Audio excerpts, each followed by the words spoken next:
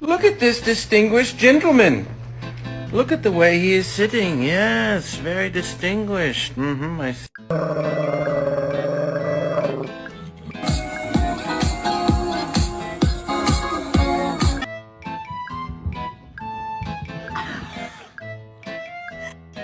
No.